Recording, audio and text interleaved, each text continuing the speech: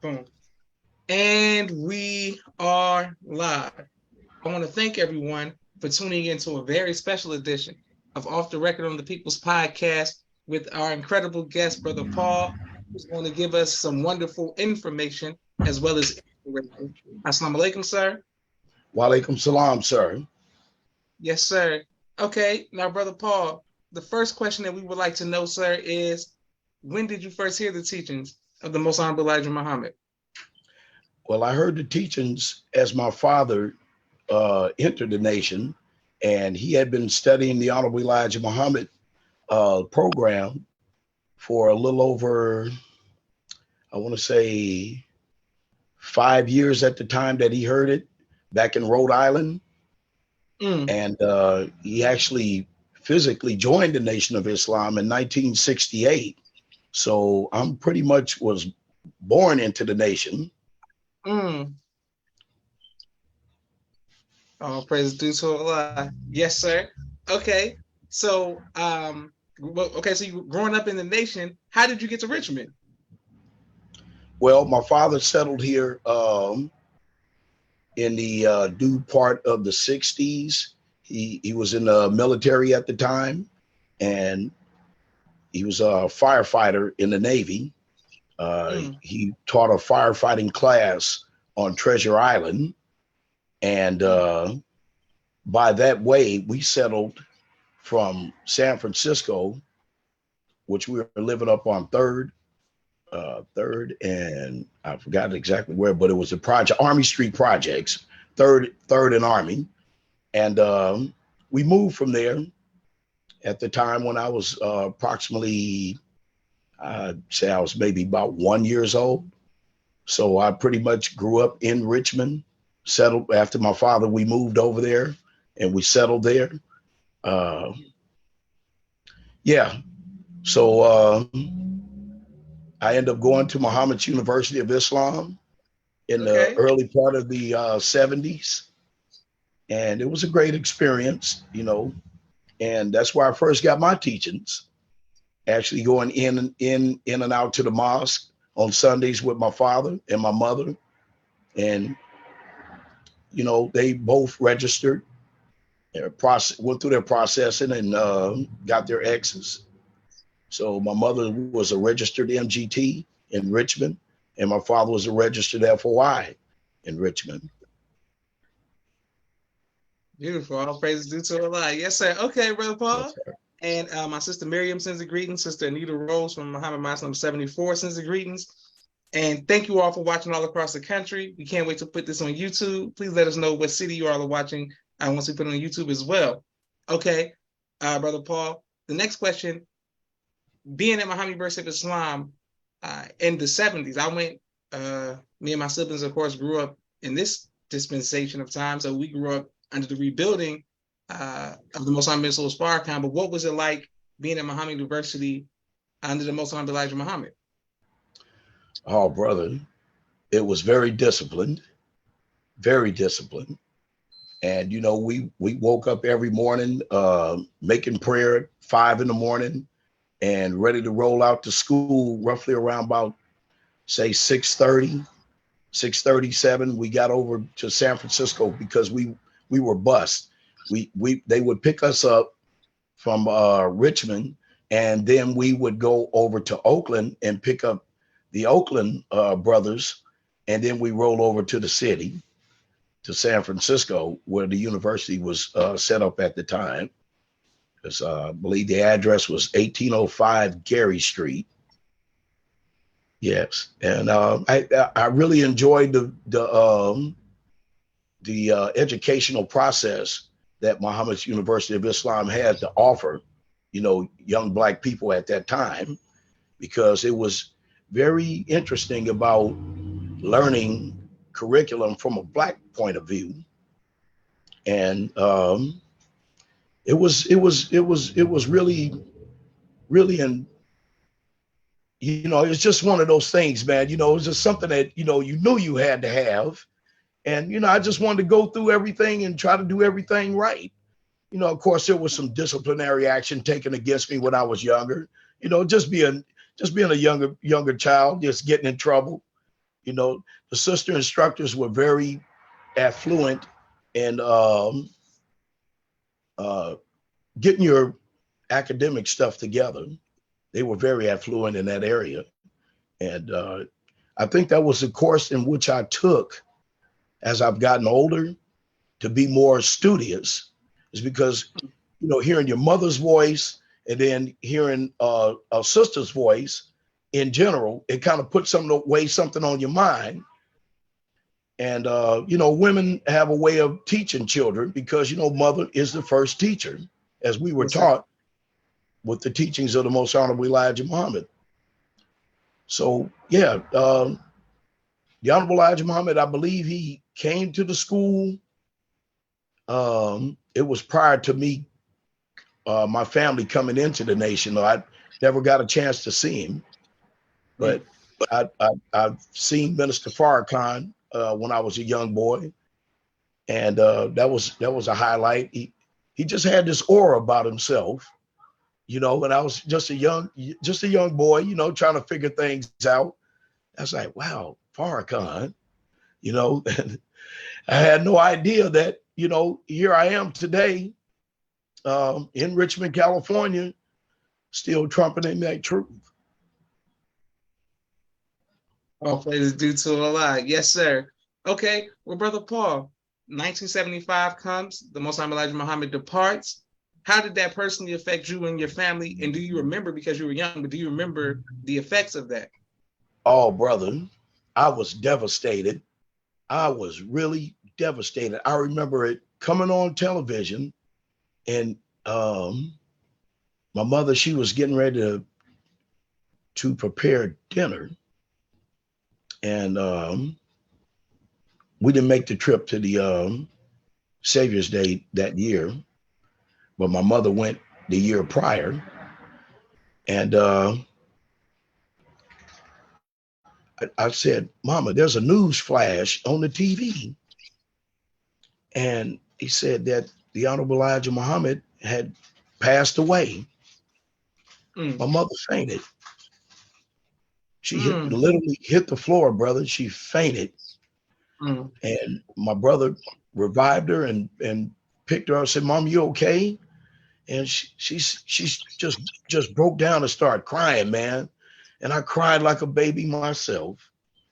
I said, wow. I said, this can't be. And it was all on the news the whole day, man. I didn't even want to go outside or anything. I recall stepping out on the porch, and I looked up in the sky, and the sun just reflected very hard on my face. And I just sat there, just motionless, and just started crying and weeping. And I came back in the house. My mother was sitting at the dining room table, face. And I walked up to my mother and I said, Mama, the Honorable Elijah Muhammad is not dead. I told her that. He's not dead. I said, he can't be. She said, no, I don't believe he, I don't. She said, we got to get the full details. I don't know what's going on. So eventually, Captain James, at that time, he was over the mosque in Richmond. My mother was very close with student minister Harry X, and she went over to be comforted by some of the sisterhood, and they were all just sitting in the living room at Sister Mary's house. May the peace and blessings of Allah be upon her. And they were all just sitting there. We went outside as the children, and we were talking amongst ourselves. And could this be that the Honorable Elijah Muhammad is dead? And out of the brothers that was present and sisters that was present, young MGT and Junior FOI, I'm the only one that cried out and said no. I did not believe that. And I still didn't believe it up until my middle age. I started to just start forgetting about everything, just letting everything go. I didn't want to burden myself with it anymore. But in the back of my mind, I knew that was not a reality to me. I knew that he couldn't have been dead. And I just, whenever people would mention it, and I would not comment. I just wouldn't have a comment for them. It just went blank, nothing until 1981. It was raining very hard that year. In fact, it flooded pretty bad here in Richmond. Flooded so bad I couldn't even get out of the house. I was a young man at the time, and there's a brother by the name of Brother James. He was processing. May the peace and blessings of Allah be upon him as well. He gave my sister a Final Call newspaper. And I said, where did this come from? She said, oh, that came from Diane's husband, James. He wants to see you. I said, you want to see me? I said, where did he get this paper from? I said, where do they live? So he invited me over one evening, about 7 o'clock, so on a Friday. And I had that paper with me, that Final Call newspaper with me. He lives. That was the paper. He lives. Savior's Day, 1981.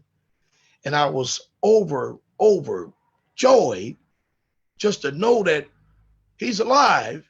And as a young man, I've always knew that he was alive. I just couldn't have no way to prove it. So I sat at the brother's house. I think I departed his house about 1 o'clock in the morning. And we just talked and went over scripture and all kind of stuff, man, and pinpointing and making mark where he left off and where the minister has taken on the mission at this point in time right now. And I was overjoyed. And I was very overjoyed. And I said, where's the mosque at? Where's the mosque at? Oh, in Oakland. They got something going on. So, pardon me. I wanted to attend the mosque, and I attended and was very enlightened. And I said, okay, seems to be the same. Everything's intact. And there was a lot of younger people that accept the teachings at that time. And then, excuse me. Then there was a lot of older believers there also. And just to bring things in its congruency, just rehashing everything about what I knew about the Nation of Islam as a young man growing up, a young boy to a young man. And everything was very acceptable. There was Minister Abdul Ra, may the peace and blessings of Allah be upon him as well. I got to rehash things with him because he remembered me when I was just a little boy, and he knew my father pretty well. And it was very, very instrumental to me coming back at those times in the 80s and bringing things back up to speed with the teachings. And there was a lot of adversity.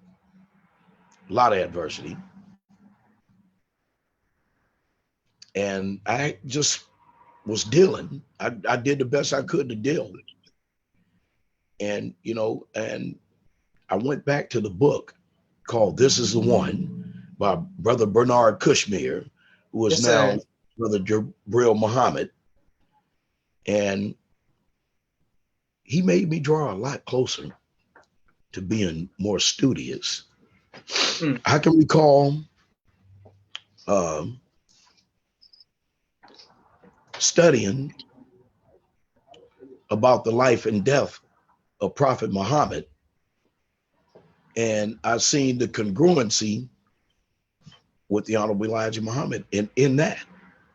And at that time, I didn't have no way to really just explain it like I really wanted to. But reading This Is the One, it brought me much more closer to the reality that the possibility of the Honorable Elijah Muhammad still being physically alive. And then the book came out, The book came out, The Comer by Night by Mother Tainetta Muhammad.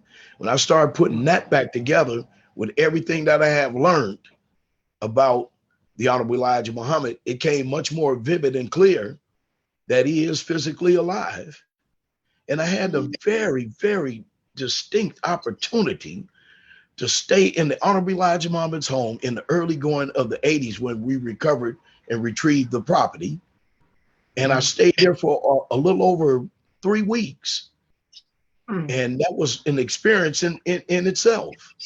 You know, I had an opportunity to tour the house, so to speak, with nobody narrating what's what. I did the narrating myself. It was very interesting. So one morning I woke up after prayer and overlooking the mountains of New Mexico. I had a vision-like experience with the wheel. And I said, here I am sitting in the Honorable Elijah Muhammad's home and having this experience. And I said, there was another experience I wanted to experience that was on my own intuition. The keyhole, he had like the old-fashioned keys where you would stick the key in the keyhole. And I remember the story of the Honorable Elijah Muhammad looking through the keyhole and trying to catch Master Farad Muhammad not sleeping. Yes, and sir. I looked in that keyhole and there was a mirror right there. And I hurry up immediately, back my head away from that keyhole. It was kind of an eerie feeling. It's almost like somebody was going to stare at me. And I had some pretty good experiences at the messenger's home. I can recall one day I was doing some studying and I ventured off into the Honorable Elijah Muhammad's oxygen room where he would take the oxygen for his asthma. And I noticed there was boxes and books and all kind of material just laid out there. And I said, whoa, man, I didn't walk into a treasure trove. I said, all these books. I sat there and started reading. Brother, I did not know time had elapsed. I had been up there for 4 hours reading all this material, trying to ingest all this stuff in 4 hours. And then the curtain drew back and it was Brother Jabril. He said, what are you doing, brother? I said, oh, Assalamu alaikum, sir. He said, wa alaikum salam. He said, brother, all this material that you're viewing and reading, I don't mind you reading it. Take your time, read as much as you want.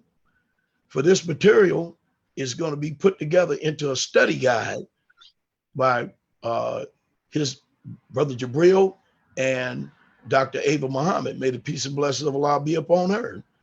I was the first person to see all this material that the study guides were encompassed of. That gave me a great, deep feeling, warm feeling at this point in time in my development.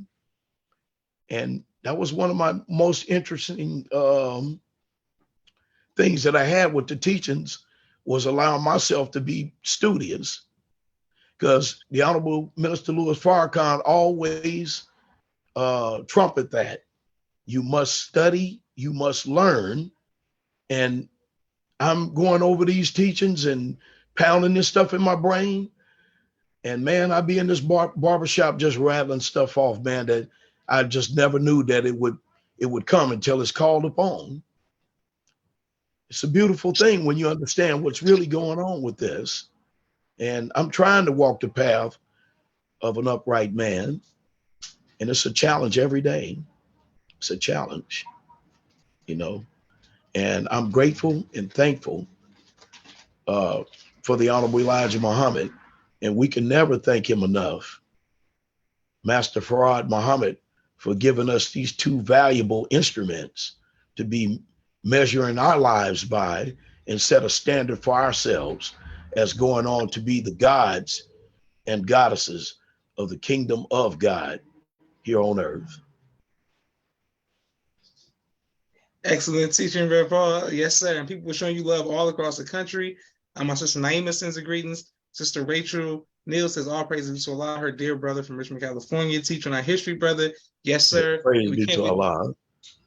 we can't wait to put this on YouTube. Okay, Brother Paul, you know, we gotta go back. You skipped over, you said some things and you kind of got up off of. We're gonna go back real quick.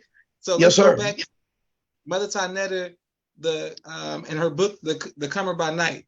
What was it about this book that that touched you so much? And could you help expound on that for people, especially the younger generation who never read that book? The book itself is not a very big book. Okay. It's almost like a little, somewhat like a pamphlet. And just understanding, like I said, running those two books in congruent, this is the one. They have some real clear overviews of how this God, Master Farad Muhammad, enter into the hearts and minds of a human being that envelops him. And this is a journey within itself, understanding those two books. And The Comer by Night goes into the Holy Quran. And there's some things in there that need to be really looked at very carefully, you know. And it's a touchy situation when you're dealing with a man not present, but his name is still being trumpeted all over the diaspora of the United States. It's a very interesting book. At this point in time, to expound on it would be, one would just have to pick it up and read it. Okay, yes, sir. I understand. It is a great book. Yes, sir. All right. My next question was, when did you, how did you come to the realization that the Most High Black is still alive? Like, what was it? Was it the book? Was it staying at his home? What was it that made you believe that? Like, what was it? Just to say the least of all of that,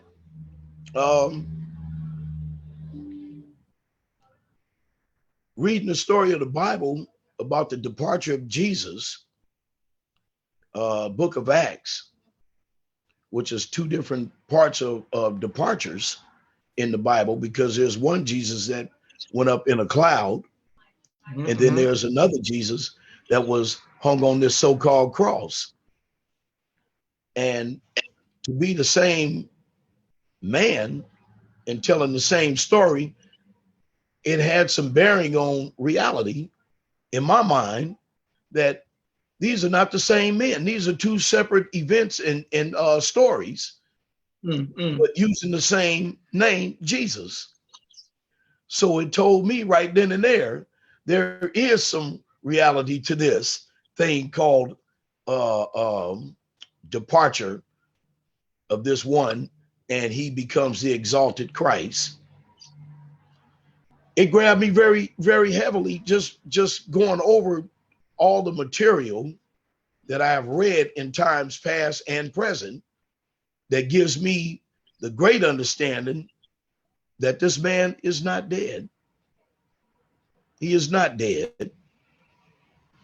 In fact, I believe in my own strong judgment that some of the believers at this point in time have been having vision-like experience of the Honorable Elijah Muhammad, and being guided to a certain mindset with the Honorable Minister Louis Farrakhan. You know, we all around the nation, we all talking about, oh, when is he going to depart? When is this going to happen? When is this going to take place? When it happens, you'll know. You will know. And some of us have already seen him go. And just to say the least, studying with our beloved brother Joshua and brother Arif, and when they were interviewed about the departure in the hospital at Mercy Mission Hospital, it gave me clear indication that he is alive and well, live and well, brother. So, All praise. I've had my experience with the wheels. My first experience with the wheels was I was 10 years old. I used to build contraptions like airplanes, and I, just out of scrap wood and whatnot, because I always wanted to be a pilot. And I built one on top of the roof. My neighbor, Miss Davis, God bless her soul, she called my mother one day and said, "Your son is on top of the roof." My mother hollered. I was climbing down. There was a bright, shiny object in the sky. It was pretty low. And at one point, it looked like a big old piece of foil paper because the sun was shimmering off of it. And I said, "What is that?" And I looked at it for another 2 seconds. Man, that thing shot clean straight up in the air, man, with no noise. And I was on my way at that point in time of starting to understand the things that people don't understand. I was invited, so to speak. And I told my father, he came home from work. I told my dad, and he said, "Son, it's not time to tell people about that right now. But today is the time. Is the time." And I tell people about my experience not once, not twice, not 3 times, but over a little over 20 times with the wheels. Some people were in my presence and company and were able to see it. And they got startled and got scared. I can recall one Saturday afternoon, me and the brothers over at my barbershop, we was going to pick up some lunches from the mosque. And something told me to look up to my left. And I looked up and the wheel was just moving real slow. And you can see the lights going around it and this big old bright light on the top of it. And my little nephew, he said, "Oh," he said, "Unc, what is that? What is that?"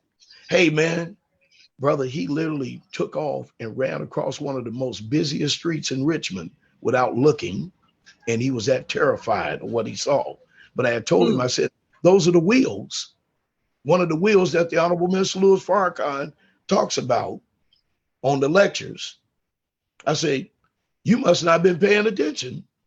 And when he was speaking of them, because I would play the lectures, periodically for about an hour and a half in the barbershop. And then I let the brothers, digest what they heard and saw. And, they would give me feedback throughout the day. So I've always had something to give back to the people and giving them the understanding of the Honorable Elijah Muhammad and the teachings. But the wheels is one of the biggest avenues that I have to give to them, because I've listened to Brother Arvin's Muhammad quite often, and I noticed his experience was at a young age too.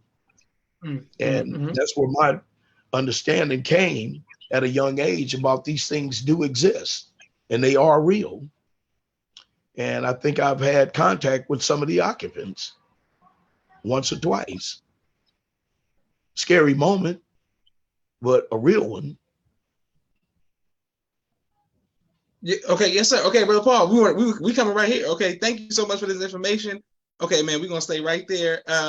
We want to stay right there, but we have a quick 60-second commercial break, Brother Paul, yes, for sir. all of the sponsors of the People's Podcast. Hold on one second. Sir. And then we coming right back to our brother. Here we go. So we can finish hearing these stories. These are great. Thank you all for tuning in and watching the People's Podcast. Hold on one second. Television and film editing. If you need any of those services.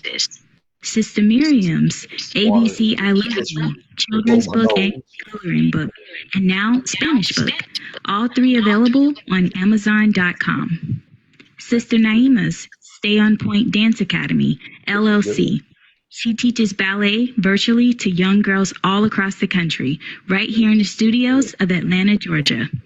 Robert L. Muhammad's Conflict Mediation, squashing the beast throughout the Southwest region.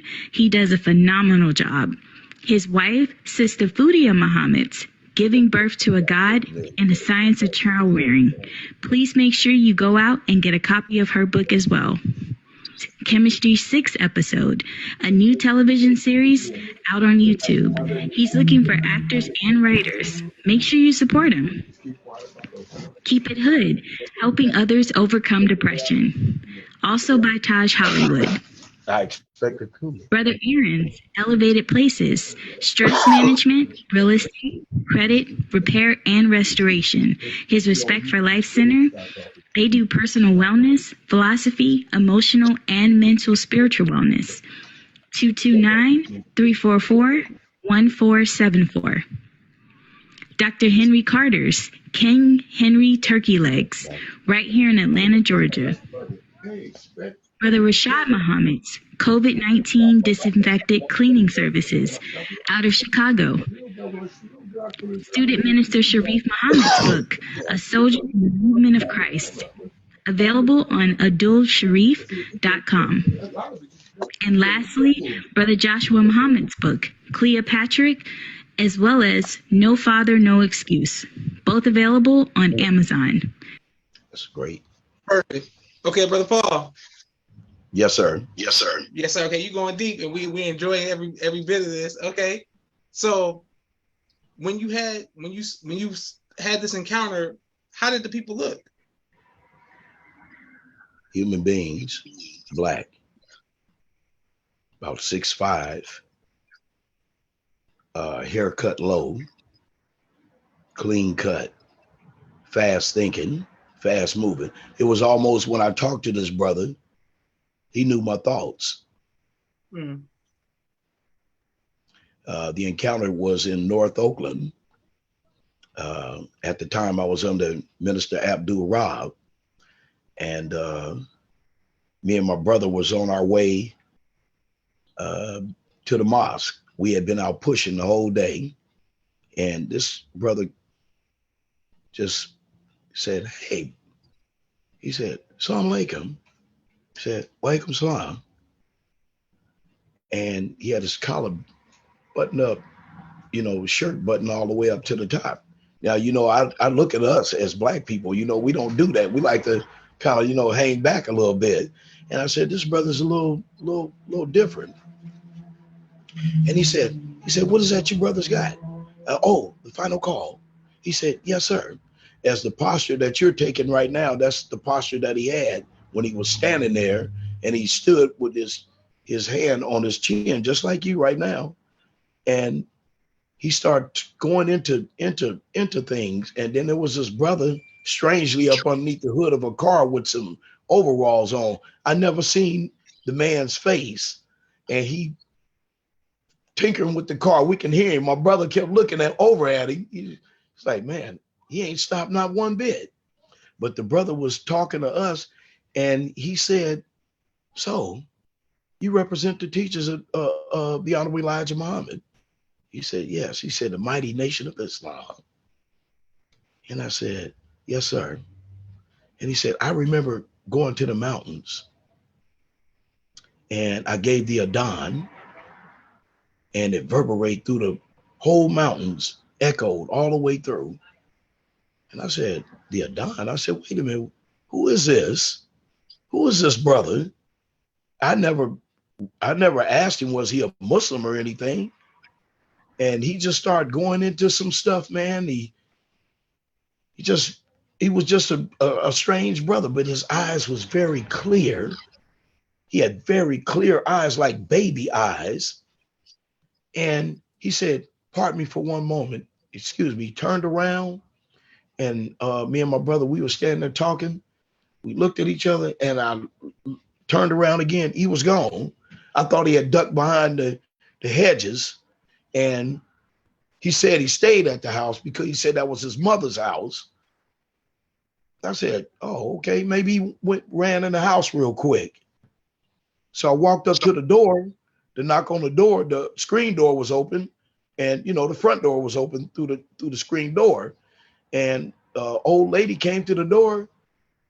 Me and my brother standing on the porch. He had to walk up some stairs and say, "We were just talking to your son, and I don't know whether he came in the house or not. She said, my son. She said, I don't have a son. Mm. She said, you sure? I said, yes, ma'am.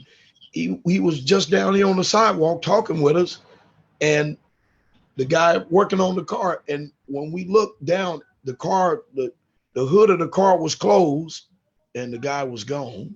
Both of them were gone. Mm. And it was just a mystery to me. So I got back to the mosque, and I went in Mr. Abdul Rab's office, and I said, I have something I'd like to talk to you about. And he said, what is that, Brother Paul? I said, I had a strange encounter this afternoon, me and my brother. He said, oh, yeah? He said, what kind of encounter was that? I said, we were talking to this gentleman, and the other gentleman was working on the car, and all of a sudden we turned around. They were both gone, just disappeared. Mm. Mm. Minister Abdul Rahab cracked a smile, and he said, brother, you possibly were entertaining an angel, one of the angelic hosts. I said, whoa. And I never forget the brother's face. I never forget his face. Never. That was one encounter. The other encounter, I was in front of the barbershop. We had like these bars, security bars, and I stuck my head through the bars, and I pulled my head back out. So I walked on out, just peeping out, looking, nobody in my chair. And this brother was coming up the street, walking up the street, strutting, man, strutting. He was maybe about 6'4". He was bald headed, had no facial hair at all, bald headed, clean, had a blue suit on, didn't have a tie on, but once again, the button all the way up to the top. And this brother strutting, he walks right by me. You know how the FOI do. And I said, wow, that's strange, man. Who was this guy? Who was this guy? You get that kind of feeling about somebody. He got about a block and a half down. He turned around when I said, man, this got to be one of the angels. He turned around. It's like he heard me. And then he looked and turned around and strutted on down the street some more. He got out of sight. I didn't see him no more. I said, man, this is weird, man. Why am I having these encounters like this? And then I can recall another encounter. Brother Jabril Muhammad had told me that some of the angels, they come down and they drive old cars, but they new, brand new cars, but old in the year in which they were made. I said, what? Out of nowhere, one day I was in front of the shop once again, and this old car, I saw it from a distance coming up the street, and there's a stoplight close by the shop. And I said, man, look at that car. And this brother was driving the car. He looked old, but he wasn't old. You know what I mean? Somebody have a real mature look on their face. You can tell they of age, but had the youthful look. Yes, man, sir. This dude snapped his head immediately when I said that and looked directly at me. And I said, whoa. And he smiled and he took off in that old but new car. I said, man, this is, and it brought me back to what Brother Jabril said, how the angels, sometimes they drive down here, they drive around in old but new cars. And I said, that had to be one of my encounters again. And those are the encounters that I've had.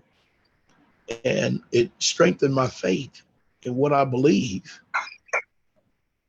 And man, if you had the experience that I had with these encounters and able to, they're able to allow me. I said, why me? Why are you allowing me to see this? Just here recently, one of my recent encounters, I have a young sister that she cuts hair here, and it was something weighing on my mind. I'm gonna be truthful. I wanted to fire her. I really wanted to fire her. And something said, step outside and go talk to her. So I went outside to talk to her. And I was thinking about, the God, how he gives us justice, all of us, and he gives us mercy. Yes, sir. And as I was ready to utter some words out of my mouth, they made me look up. They did. And I looked up and there was a wheel right over our head. And the sister looked up and she was so spooked. She was like, what is that? She said, what is that? She said, you're not lying. You're not lying. You telling the truth. You've been telling the truth. I said, sister, I have no reason to lie to anybody, yet alone myself. And it just blew her away. And she said, now, what did you want to talk to me about? She said, man, I can't believe it. I can't believe it. And I had a Final Call newspaper, and it had the wheel on there about the government releasing that the wheels do exist, but they call it not UFOs now, aerial phenomenon. And the sister took the paper and put it on her station, and it stayed on the station for over a month.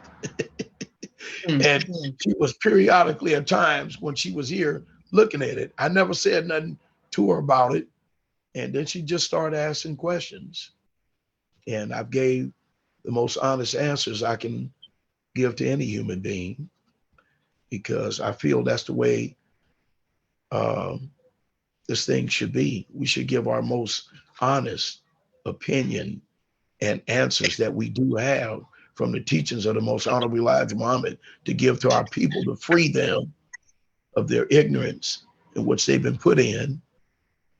And about the wheels, I can go on and on, brother. I have a lot of stories about them, a lot of stories. And it's real. We're in the day of judgment, and they have a divine purpose. And we have a mission to complete. Our mission is to resurrect our people from the dead thinking that they have. And I am grateful and honored that I have an opportunity to be amongst the believers and people in general, to give my all in what I've learned and what I know, what I understand about the teachings of the most honorable Elijah Muhammad. And I'm very grateful, and being able to be an instrument to help the Honorable Minister Louis Farrakhan. And I'd like to thank men that been around me, such as Brother Moses, Brother Gilberto, Student Minister Abdul Rab, Captain Emeritus Sultan Muhammad. I'm happy for these brothers that helped me come along. And last but not least, our great Emeritus Captain Albert Muhammad. I've learned a lot, and the learning is continuous. And about the wheels, it's a journey for me. And I've always said to myself, would it be that possibly I might have an opportunity, if God permit me, to be present when the leader leaves? That would be a great moment for me in life. And I realize that one has to have knowledge of the wheels, because when he departs on the wheel, you're going to have to be able to explain all of this. You have to have knowledge of these things, and it's just not handed to anybody. And like I say, as a young man, I've always been interested in flying. So knowing about this, I I guess if I sat down and I was asked of it, I would be qualified to answer some of the answers to the will. And so I'm grateful and thankful that I have an opportunity to have these encounters, because one day in the future, this may come to pass that I may have to do some explaining about them. Like yes, sir. Yes. So I'm very thankful, Brother Joshua, and the believers where you at, to be able to give what I understand of the teachings of the Most Honorable Elijah Muhammad. All praises due to Allah. Well, Brother Paul, I want to thank you on behalf of myself, my family, and the viewing audience of the People's Podcast for your sacrifice and your sacrifices of your family as well, sir. We have a few more questions for you if you have time. My Yes, sister sir. Amos says Jamila Afia says powerful. And I just wanted to say that Brother Moses has been interviewed on the People's Podcast. Brother Captain Sultan has been interviewed on the People's Podcast. So please go back and watch those. Yes, Brother sir. Joshua Farrakhan about his experience outside of the door of the Most Honorable Elijah Muhammad on the People's Podcast, as well as Brother Arvent dealing with the wills. So this is going to go into that. You are part of the number of this great history, so we can all go back and connect the dots. All praises due to Allah. And this is the Rachel Neal says wonderful. Great. All right. On a lighter note, Brother Paul, what type of music do you like to listen to, sir?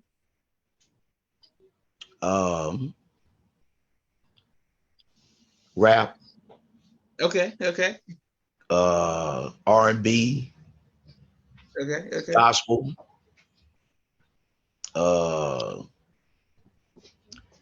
You name it. I'm very open to music. You know, whatever the mood that I possibly be in, I open myself up to music and listen. You know, one day, just on that note, there was a brother that walked in to get his hair cut. He said, "Man, I've been dealing with you, man, for almost 15 years." He said, "Brother, do you know this is the first time I ever seen you listening to some music? I never knew you even listened to music, brother. I didn't think you was inclined to hearing things." I said, "You know, brother, there's the finer things in life that a man or a woman can experience, and music is one of them, because music has a way of soothing the heart and the mind and the soul, and it brings you to an openness to everything." So I've always been open to music. When I learned that the Honorable Minister Louis Farrakhan was a violinist, he made me draw closer to him in that way too. And there was a Jewish man that he mentioned, Yasser Heifetz. Yasser Heifetz was a violinist, and I did some, little in look on him, and I said, "Wow, what a comparison! What a comparison!" So music, I know, is one of my things. They say music makes your soul move. It really does make your soul move. Put you on a whole different type of groove and everything. I really love music, brother. I love music a whole lot. Sometimes my children, they look at me, they're like, "My dad, he's just straightforward. He always got the hard concrete face look. Do this man ever relax?" And then sometimes you catch me listen to some jazz, a little blues, R&B, rap, whatever. But I'm open to music, very open. In fact, one of my clients, he's an artist, and I can recall when he was a young man, we'd be playing basketball down at the boys club. He said, "All right, y'all, I gotta go." And they used to always say, "Man, where Dwayne going, man? Dwayne always taking off sometime, man, in the middle of a game or whatever." But he was always going home to practice his music and sing it. And we talk very often when he's sitting in my chair when he's in town. And it's great to hear how people put music and lyrics and all this stuff together, man. I mean, you couldn't be nothing but a God to deal with stuff like this. Can be nothing but a God. It has to have a very God talent to correlate things the way they do. You know, I listen to people sometimes talk about, how some music that they might make, I don't know if people gonna like it.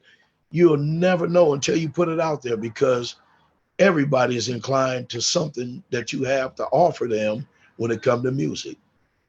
Yes, sir. Yes, sir. That's a fact. Teacher, Brother Paul, praise be to Allah. Sabir says, Assalamu alaikum, family, alaikum salam. Brother Nelson Ramos, always showing love.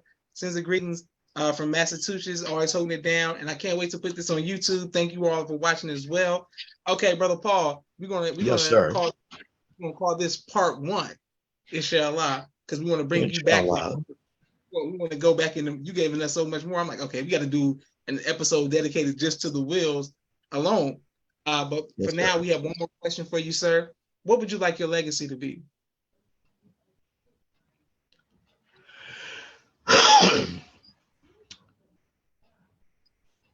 My legacy is open to all people. I've never been a standoff person. I have very, very broad opening clientele to all nationalities. And it's like the Honorable Minister Louis Farrakhan say, if you speak the truth, no matter in what language that person speaks or understand, it always seems to be that the truth is the most finite thing that anyone can grab hold of. I just want everybody to know of my legacy, just to be a bearer of truth, a bearer of truth. There was a name given to me. I took the name on, and I don't carry it in such a way that, some of us be proud of carrying these names. And I like to grow into the understanding of the name. And it's Hawk. Hawk. And it was given to me by Captain Albert.